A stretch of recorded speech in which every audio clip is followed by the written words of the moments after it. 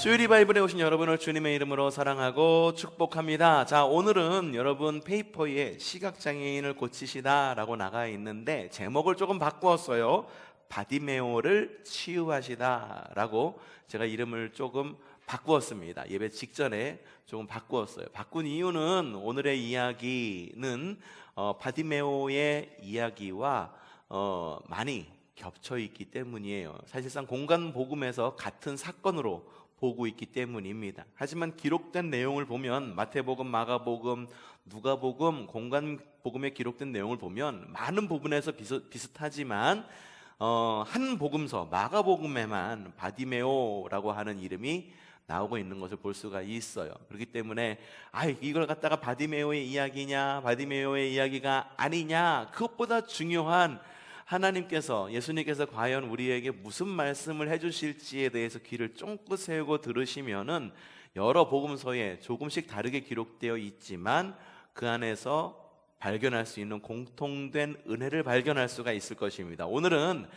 이 공통된 이야기 가운데 마태복음을 중심으로 함께 좀 보도록 하겠습니다. 자, 시각장애인 바디메오를 치유하신 이야기 전체 줄거리는 이렇습니다. 주님과 제자들이 여리고에 이르렀을 때 있었던 이야기입니다. 주님은 지금 예루살렘을 향해서 계속해서 올라가고 있어요. 지난 주일 설교가 뭐에 대한 설교였나요? 기억나세요? 선한 사마리아인의 비유의 이야기였어요. 선한 사마리아인의 비유였었는데 강도 만난 자, 거기서 강도 만난 자는 예루살렘에서 여리고로 내려가는 중이었었어요. 근데 주님은 반대의 길을 걸어가고 계시죠. 여리고에서 예루살렘으로 올라가고 있는 모습을 보여주고 있습니다. 올라가시는 이유는 뭘까요?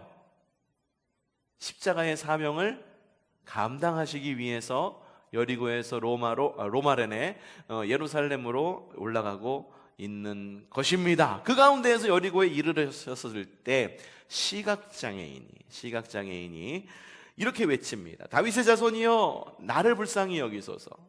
다윗의 자손이여 우리를 불쌍히 여기소서. 나 하고 가로치고 저는 우리라고 적어놨는데 여러분은 페이퍼에는 빈종이로 적혀 있죠. 나, 우리 둘로 이야기한 이유는 마태복음에는 시각장애인 2명으로 나와 있고요, 마가복음에는 누가 나온다고요? 바디메오가 나와 있고요, 그리고 누가복음에는 시각장애인 1명으로 나와 있습니다. 그래서 다윗의 자손이여 나를 불쌍히 여기소서, 다윗의 자손이여 우리를 불쌍히 여겨주소서, 이게 두 가지로 제가 이야기를 한 겁니다. 무리들이 그 시각장애인을 보고 이야기합니다. 좀 조용히 해. 자기들은 그렇게 떠들면서 왁자지껄 주님이 오셨다고, 메시아가 오셨다고 왁자지껄 떠들면서 시각장애인이 외치니까 좀 조용히 해. 어딜 나서서 이야기를 하려고 나가는 겁니다. 주님께서 그걸 아셨어. 그래서 다가가셔서 말합니다. 네 소원이 무엇냐?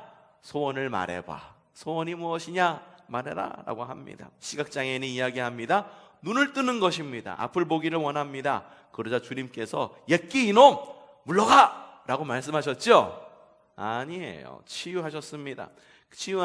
치유하시자 이 시각장애인은 주님을 따라 나섰다. 주님을 따라서 나섰다. 제자의 길을 갔다라고 하는 것이 이 바디메오 이야기, 그리고 시각장애인을 치유하신 그 이야기의 전체적인 줄거리 내용입니다. 앞서 말했듯이 마태복음의 등장인물은 시각장애인 2명입니다. 다른 복음서에는 몇 명? 1명. 야, 이거 맞는 얘기야 틀린 이야기야, 거기에 이렇게 보시기 전에 왜냐? 인원이 중요하지 않아요. 인원수가 중요하지 않아요. 인원이 중요하지 인원수가 중요하지 않냐? 저기 군대에서 그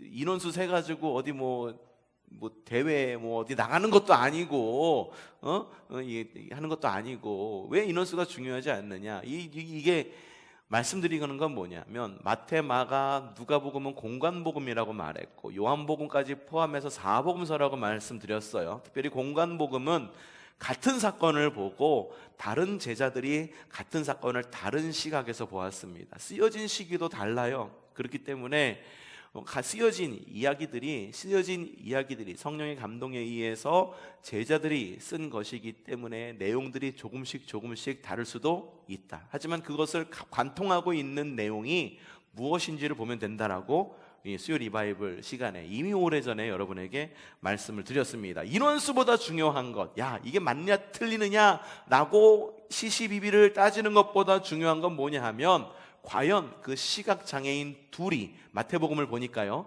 시각장애인 둘이 어떻게 행동했는가입니다. 자, 마태복음 20장 30절 말씀 읽어보죠. 시작. 그런데 눈먼 사람 둘이 길가에 앉아 있다가 예수께서 지나가신다는 말을 듣고 큰 소리로 외쳤다. 다윗의 자손이신 주님, 우리를 불쌍히 여겨 주십시오. 이렇게 말합니다. 다윗의 자손이신 주님, 우리를 불쌍히 여겨 주십시오. 불쌍히 여겨 달라고 하는 것은 뭐를 어떻게 해달라는 의미로 들리십니까?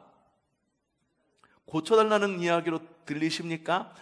저는 조금 다른 목소리로 들려요. 뭐냐 하면 우리는 이 결말을 알고 있어요. 시각장애인 둘이 결국은 주님의 은혜로 말미암아 눈을 뜨게 됐다라고 하는 것을 알 수가 있어요. 하지만 그들과 비슷한, 시각장애인과 비슷한 삶을 사는 사람들은 과거에도 있었고 현재에도 있습니다. 그리고 앞으로도 있을 것입니다. 어떤 삶입니까?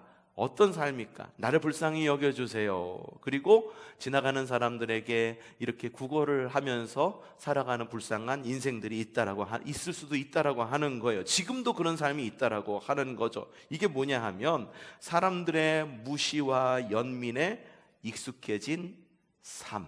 그래서 그 삶을 매우 당연하게 생각하고 살아가는 삶. 오늘 말씀의 시각장애인 둘이 예수님에게 도와달라고 이야기했는데 아주 오랜 시간이 지난 이후에, 아주 오랜 시간도 아닙니다, 초대교회가 시작된 이후에 이와 비슷한 상황에 처한 또 한 사람이 있었어요.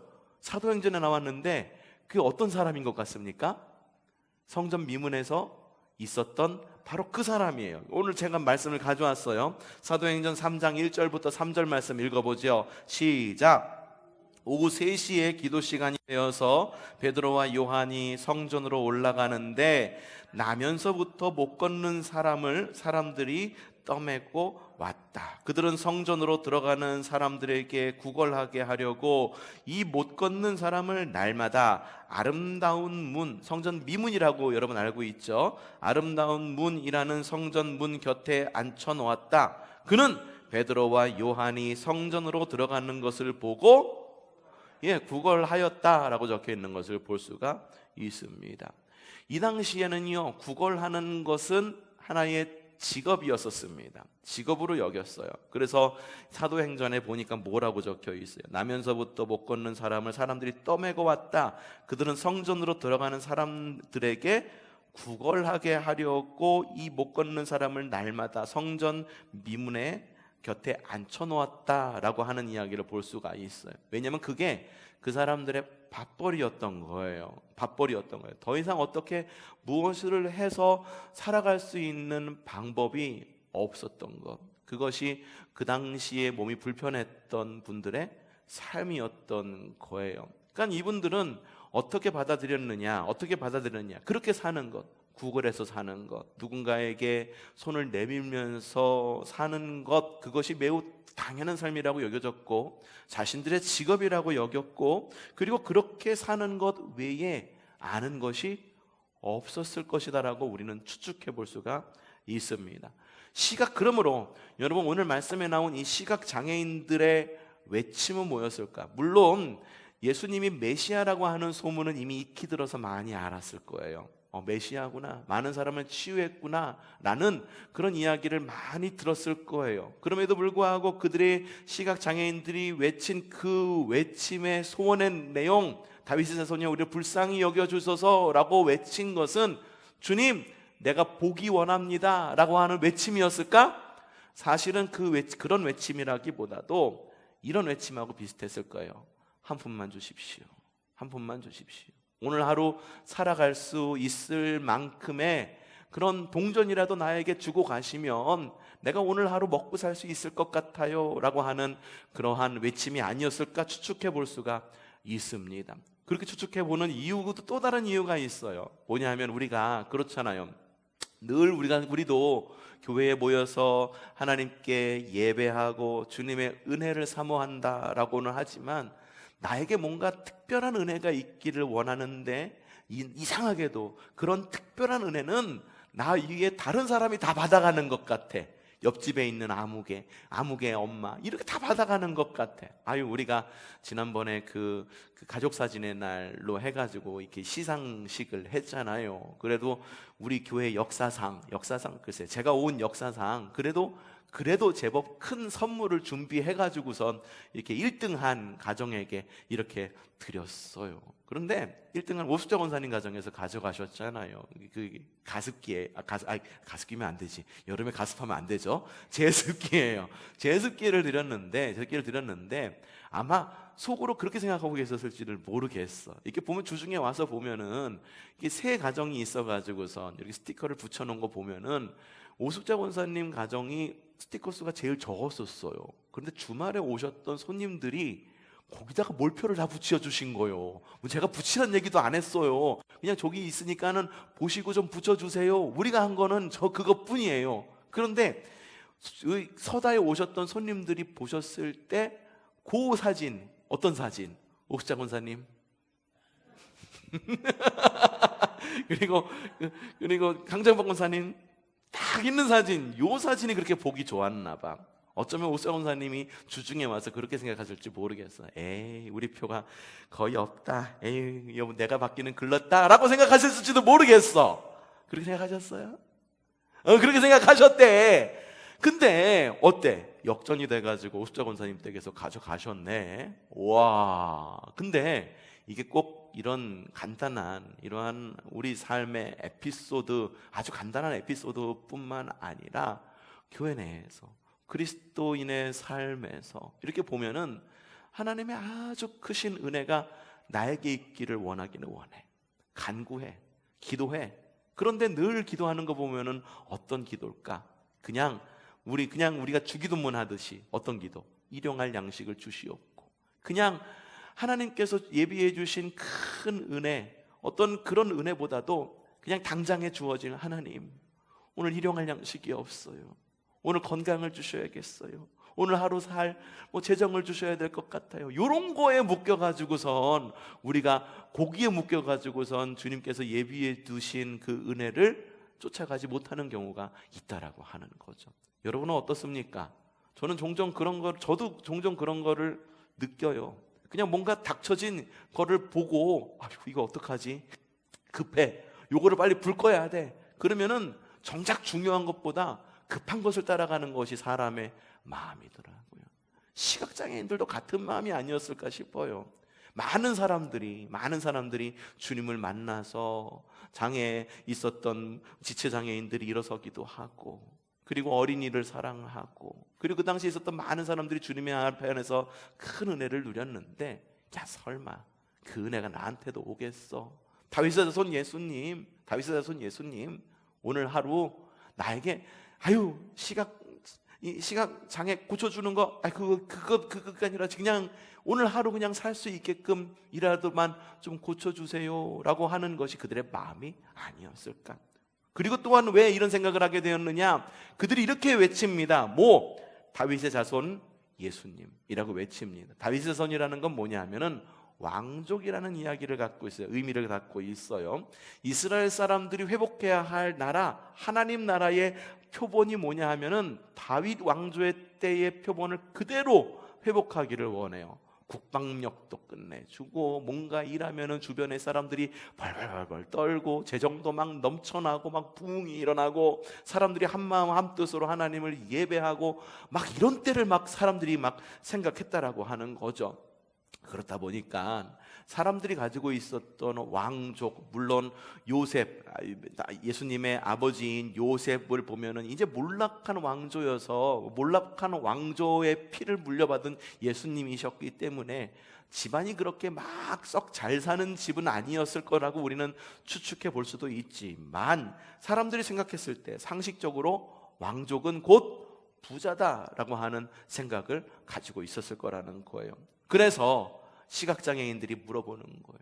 다윗의 자손 예수님, 우리를 불쌍히 여기소서라고 말하는 거는 뭐냐면, 한 푼 줍쇼. 다른 사람들이 한 푼 줍쇼 했을 때 반 푼을 줄 거를, 그래도 왕족이니까는 한 푼 대신에 한 양, 100양, 혹은 그냥 당분간 그렇게 자신이 가지고 있는 그 구걸해서 사는 그게 직업이잖아요. 그냥 며칠 일하지 않아도, 며칠 나와서 구걸하지 않아도 먹고 살 수 있을 만큼의 어떤 재정이라도 채워줄 수 있지 않을까라고 하는 그 마음에서 주님께 그렇게 외친 것이 아닐까라는 생각이 들어요. 그런 생각 안 드십니까? 그렇게 생각한 이유가 앞선 이야기가 있어요. 앞선 이야기. 오늘 말씀에 직전에 있었던 이야기, 어떤 말씀이냐? 이 두 이야기가 저는 맞물려 있다라고 생각이 들거든요. 어떤 어머니가 왔어. 어머니가 왔는데 이 어머니가 예수님의 두 제자의 어머니야. 자, 읽어보죠. 마태복음 20장 20절에서 21절 말씀. 오늘 말씀에 바로 직전 이야기입니다. 자, 시작. 그때에 세베대의 아들들의 어머니가 아들들과 함께 예수께 다가와서 절하며 무엇인가를 청하였다. 예수께서 그 여자에게 물으셨다. 무엇을 원하십니까? 여자가 대답하였다. 나의 이 두 아들을 선생님의 나라에서 하나는 선생님의 오른쪽에 하나는 선생님의 왼쪽에 앉게 해 주십시오. 세베대의 아들들의 어머니, 그러니까 세베대의 아내, 이게 지금 성경에는 살로메라고 적혀 있어요. 살로메가 두 아들, 누구?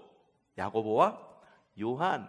야고보와 요한, 이 두 아들이 예수님의 12제자 안에 들었으니까는 전국 석차 12등 안에 들었으니까 와가지고 이 어머니가 예수님한테 청탁을 넣는 거예요. 뭐라고 넣느냐? 예수님 메시아시죠? 다윗의 아들이시고 왕족이시잖아요. 하나님의 나라를 완성시킬 분이시잖아요. 그러니까 하나님의 나라가 완성되었을 때 내 두 아들, 누구와 누구? 요한과 야고보와 요한을 한 명은 오른편에 한 명은 왼편에 앉게 해주세요 라고 이렇게 예수님에게 청탁을 한 거예요. 이 이야기를 읽고 뒷이야기를 읽잖아요. 그럼 뒷이야기도 이런 식으로 이해할 수 있지 않을까라는 어떤 이해의 폭이 좀 더 열려지게 된다는 거예요. 왜 이 살로메가 두 아들들을 하나님 나라에서 왼쪽과 오른쪽에 앉혀달라고 그랬을까? 그들이 생각하고 있었던 하나님 나라, 유대인이 생각했던 하나님의 나라는 바로 오른편과 왼편이 굉장히 영화로울 것만 같은 그런 나라로 그 당시 모든 사람들이 그렇게 이해하고 있었던 거예요. 하나님의 나라를 우리가 어떻게, 하나님의 나라가 어떤 나라입니까? 주님께서 통치하시는 나라. 이거는 영역의 개념이 아니거든요. 근데 앞서 이야기했듯이 이스라엘 사람들이 생각한 하나님의 나라, 회복될 메시아가 회복할 나라는 어느 왕조를 모델로 삼고 있다고요? 다윗 왕조를 모범으로 삼고 있었다는 거예요. 영화로운, 정말로 영광스러운 다윗 왕조가 다시 한번 회복될 때에 내 아들들이 왼편과 오른편, 옛날 말로는 영의정과 좌의정, 영의정과 좌의정 맞아요? 그렇게 앉게 해달라라고 요청했던 거예요. 왜 이렇게 요청했을까? 그들은 아는 만큼 살고 아는 만큼 믿었던 거예요. 살로메가 믿음이 적었기 때문에 그렇게 이야기를 한 걸까? 글쎄, 믿음이, 이 당시에 주님을 메시아로 믿는 사람들의 대부분이 아마 이렇게 믿지 않았을까라는 생각이 들어요. 주님께서 뭔가를 확 뒤집어 엎고 로마를 뒤집어 엎고 그렇게 부조리한 이 세상 속에서 좀 뭔가 다른 나라를 세울 것을 생각하면서 주님을 따라다녔던 거죠. 그래서 주님께서 십자가를 지셨을 때 사람들이 어떻게 했나요? 다 도망갔어요. 거기 남아있는 사람은 제자 몇 명밖에, 12제자가 다 십자가 앞에 모여 있었어요. 그쵸? 아니에요. 12제자조차도 다 흩어졌었어요. 요한만이 그 자리를 지키고 있었다라고 하는 거예요. 사람들이 기대했던 것과는 완전히 다른 길을 갔기 때문에. 그렇기 때문에 야고보와 요한과 살로메의 소원이 모였던 거예요. 한 사람은 왼편에, 한 사람은 오른편에. 그들이 갖고 있는 하나님 나라, 그들이 추구하는 하나님의 복이라고 하는 것이 왼편과 오른편, 정도였다라고 하는 거예요. 만약에 예수님이 십자가를 지실 것을 갖다가 알고 그것이 바로 구원의 완성이고 그것이 하나님 나라의 시작이고 완성이다라고 하는 것을 알았다고 한다면 왼편과 오른편 달라고 그랬을까? Never. 절대 그렇지 않았을 거예요. 실제로 주님께서 십자가를 지셨을 때 왼편과 오른편에 있었던 사람이 누구야? 강도들이잖아요. 자기 아들들이 그렇게 되기를 원했을까? No. 우리 아들들 이왕이면은 어려운 길 가지 않게 해주시고 편안한 길로 사회에서도 인정받게 해주시고 돈도 많이 벌고 높은 자리에 올라가서 사람들로 하여금 영향력도 끼치고 그렇게 기도하는 게 사실 부모님의 마음이잖아요. 여러분 그렇게 기도하시죠? 그렇죠? 저는 여러분의 자녀들이 그렇게 되기를 원합니다. 근데 여러분의 자녀들에게 더 큰 꿈을 꾸어줬으면 좋겠어요. 하나님의 나라라고 하는 것이 그 단순히 오른쪽과 왼쪽에만 앉는 것 거기서 끝나는가? 그게 아니다. 주님께서는 우리를 향한 더 크고 원대한 계획을 가지고 있으니 나가서 인정을 받아. 하지만 그것을 통해 가지고 하나님께 영광을 돌리고 너희 가정이 믿는 가정이 되었으면 좋겠고 하나님 예수만 섬기는 너희 집이 되었으면 좋겠어라고 큰 꿈을 심어줄 수 있는 그런 부모님들 되시기를 바랍니다. 그러니 시각장애인의 소원은 무엇이었을까? 시각장애인의 소원 그냥 주님이 아니야. 주님도 그냥 왕이시고 지나가는 길이시니까는 주님께서 직접 다가와 가지고선 이렇게 주머니에서 주섬주섬 해갖고 여기 백지수 펴야 하는 거를 그걸 원했을까? 어쩌면 시각장애인들은 왕이신 주님이니까는 왕이신 주님을 시중드는 하인이더라도 와가지고선 동전 몇 푼이라도 쥐어주기를 바라지 않으셨을까? 그런데 어떤 일이 일어났습니까? 마태복음 20장 32절 말씀 시작. 그들을 불러서 말씀하셨다. 너희의 소원이 무엇이냐? 엄청난 일이 벌어진 겁니다. 시각장애인이 와서 그냥 어쩌면은 살로메와 그 두 아들들 야고보와 요한이 소원으로 여겼던 바로 그 소원일지 모르지만 시각장애인들이 원했던 건 그것일지는 모르지만 누가 왔어요? 예수님의 제자들이 왔습니까?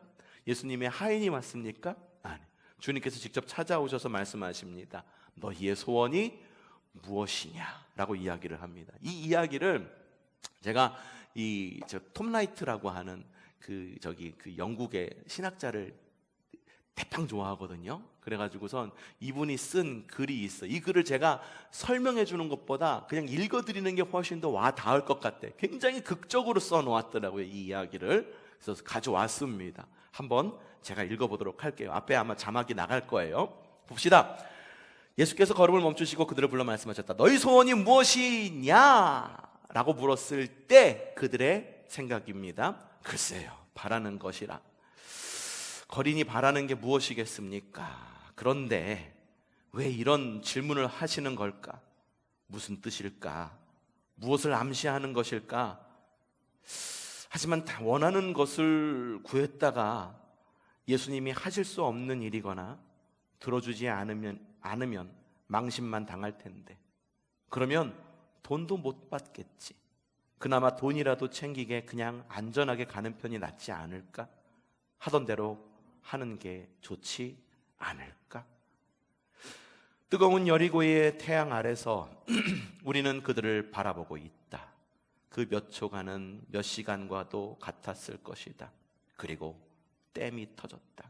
주님, 우리가 눈을 뜨게 해 주십시오. 그게 우리가 원하는 것입니다.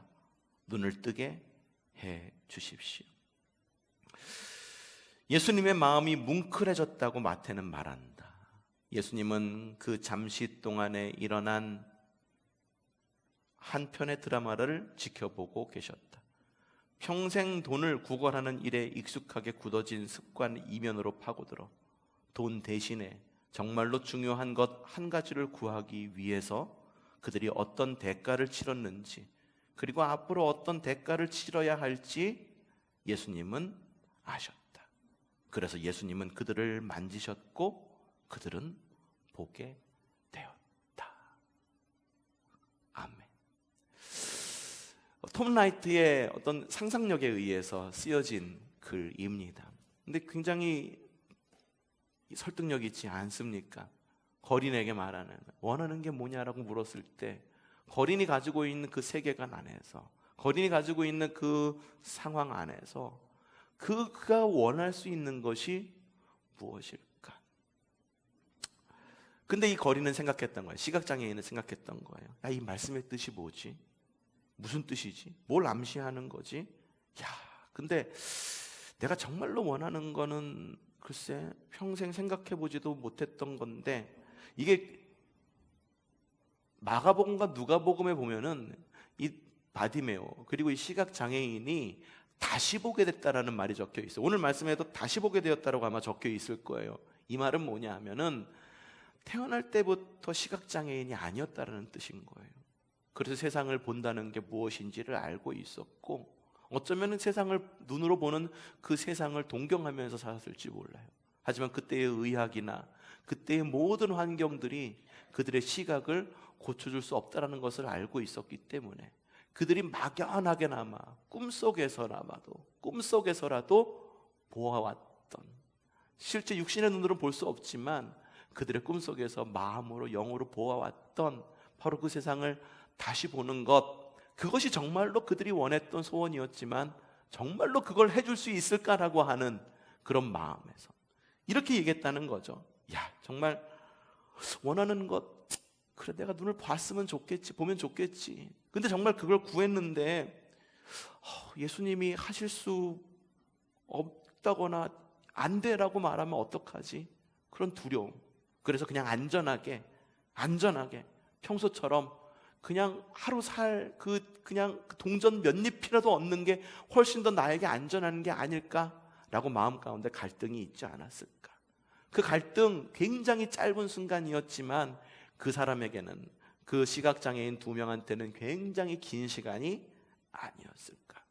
그러다가 예수님께서 다가와서 네 소원이 무엇이냐라는 이야기를 하고 예수님의 두 눈을 똑바로 쳐다보았을 때 그 눈에서 보여지는 그 무엇인가 느껴지는 그 영성과 사랑과 푸근함과, 우리는 직접 예수님의 눈을 보지 못해서 알 수는 없지만 그 느껴지는 그 은혜가 그들의 마음을 가로막고 있던 그 무엇인가를 갖다가 팍 터뜨린 거죠.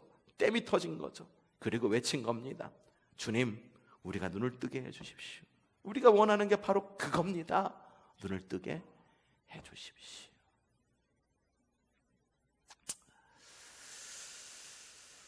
여러분 어떻습니까?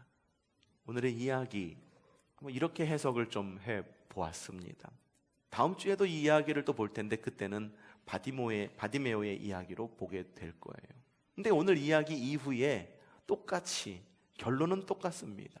이 시각장애인 둘, 바디메오, 시각장애인 한 명이 치유 후에 어떻게 되었다라고 성경은 말하냐 하면 마태복음 20장 34절 시작! 예수께서 가엾게 여기시고 그들의 눈에 손을 대시니 그들은 곧 다시 보게 되었다. 그리고 그들은 예수를 따라갔다. 아멘. 여러분, 우리의 간구와 기도는요, 아는 만큼 간구하게 되어 있습니다. 그리고 환경만큼 기도하게 되어 있어요. 우리의 기도의 제목 보면은 어떻습니까? 그 기도의 제목이 잘못됐다라고 말하는 게 아니에요. 주님께서도 우리에게 말씀하시잖아요. 주님의 기도에서 우리에게 무엇을 달라? 일용할 양식을 달라라고 주님께서 그렇게 기도하라고 이야기를 하시는 거예요. 근데 어떤 이들은 이렇게 생각합니다.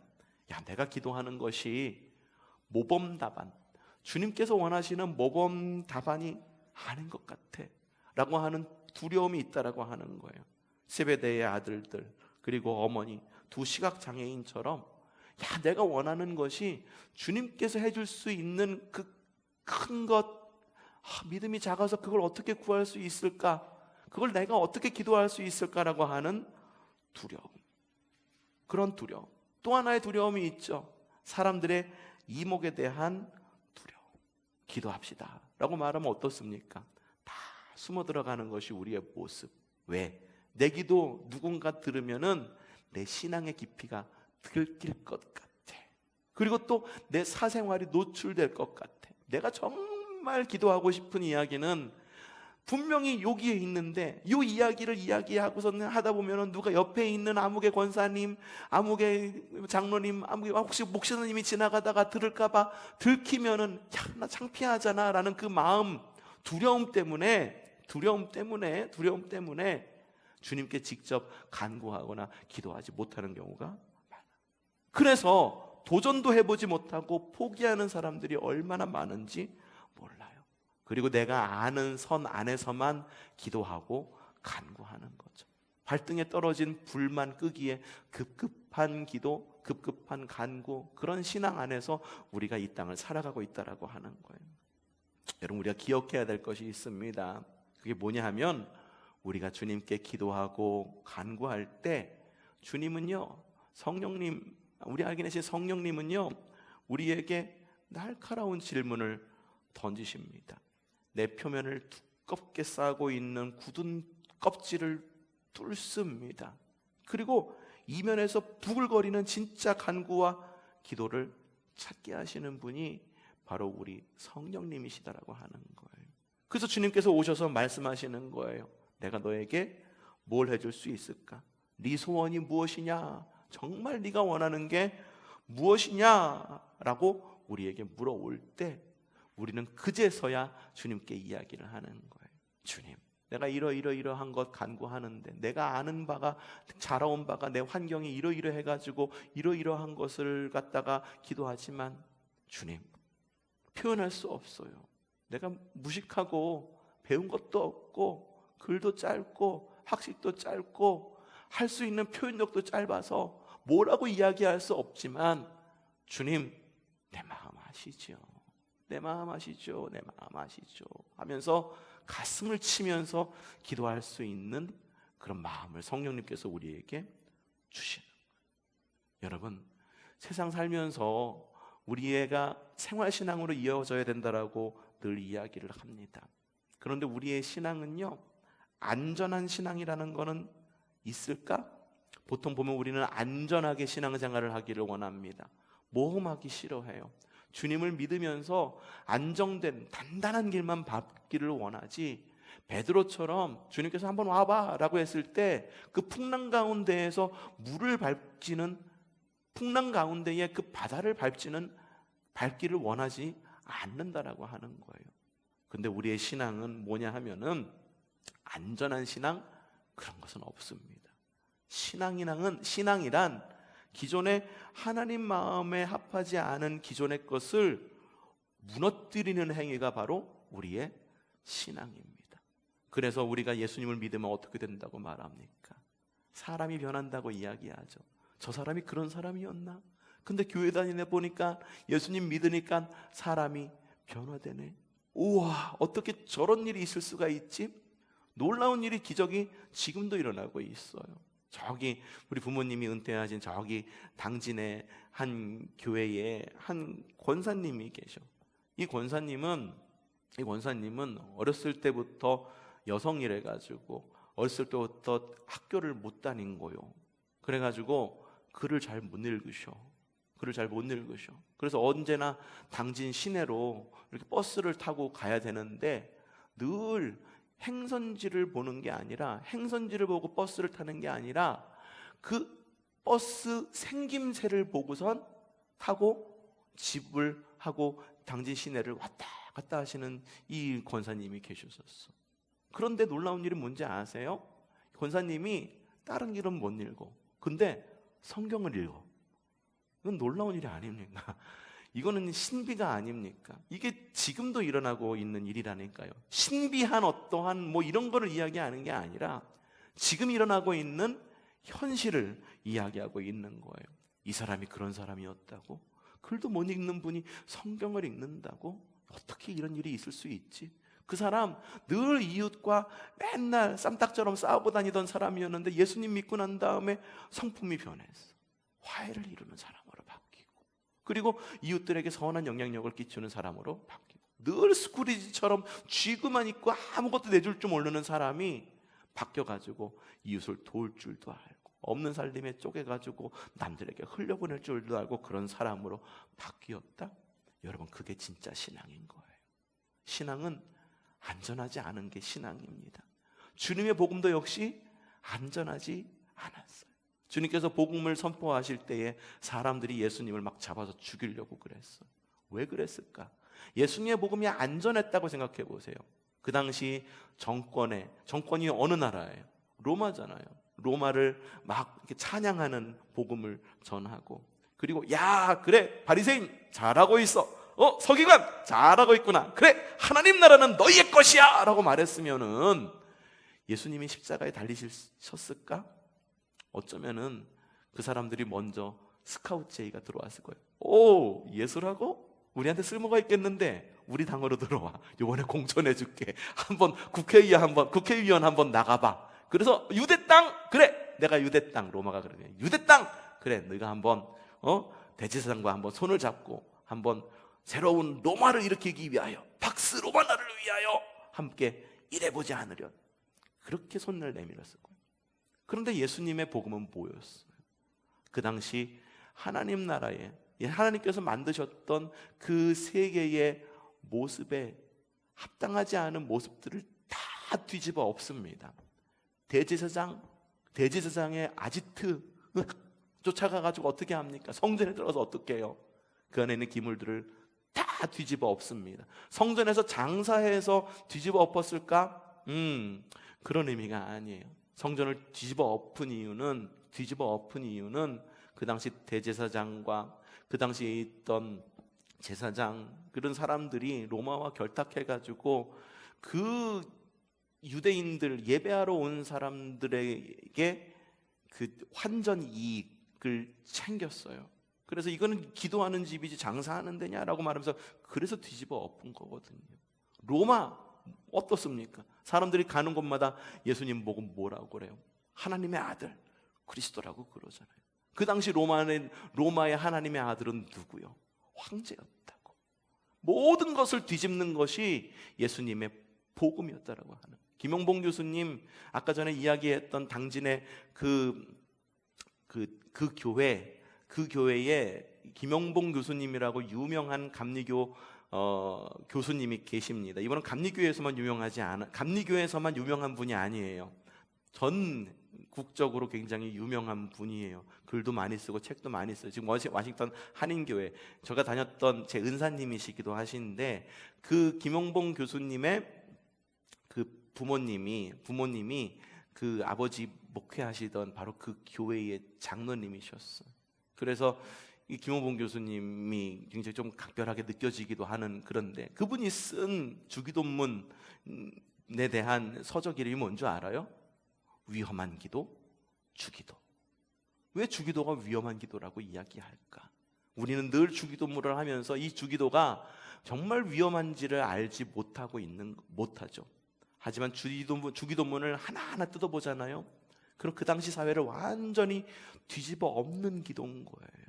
하나님께서 오셔서 모든 것을 갖다가 하나님의 나라로 바뀌게 해달라고. 뜻이 하늘에서 이룬 것 같이 땅에서도 이루어지게 하소서. 땅에 있는 것이 하늘에서 이루어지기를 원하는 게 아니라 하나님의 뜻이 땅에서 이루어지기를 원하는 거예요.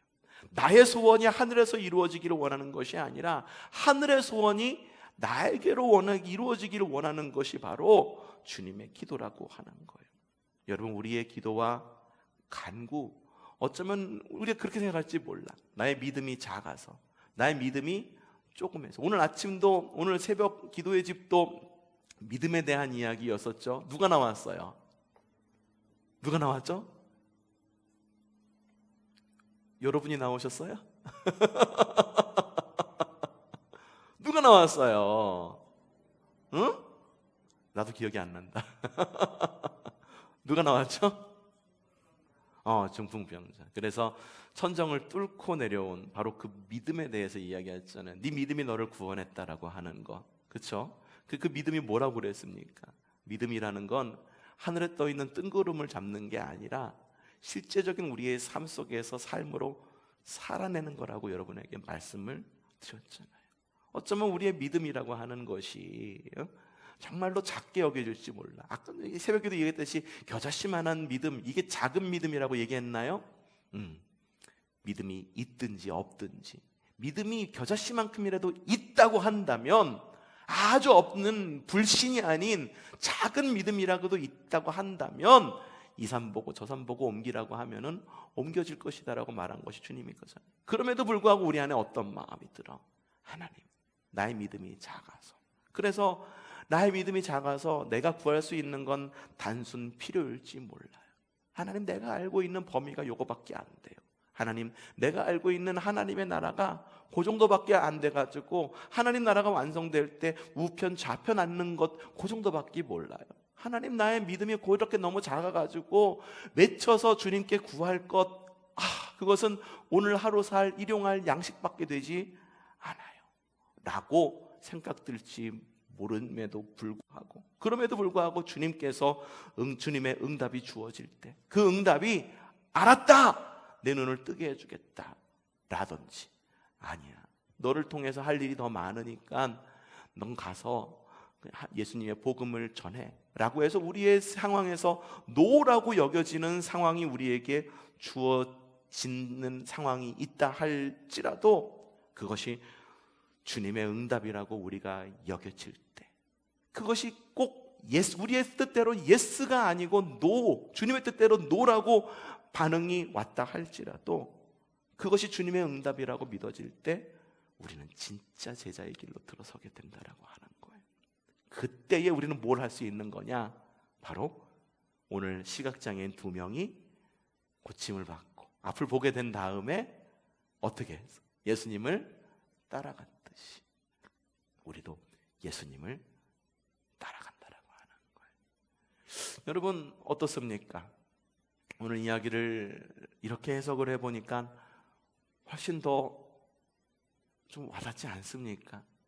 바디메오 이야기를 통해서는 과연 우리가 어떤 이야기를 들을 수 있을까? 마태복음의 이야기는 저는 이렇게 해석을 해보았어요. 그러면은 마가복음에 나온 바디메오의 이야기는 어떻게 해석을 해서 보면은 우리가 좀 색다른 주님의 은혜와 맛을 느낄 수가 있을까? 결국 같은 이야기이지만, 같은 사건이지만 다르게 주어지는 그 은혜 기대하면서 오늘은 여기까지 진행하도록 하겠습니다.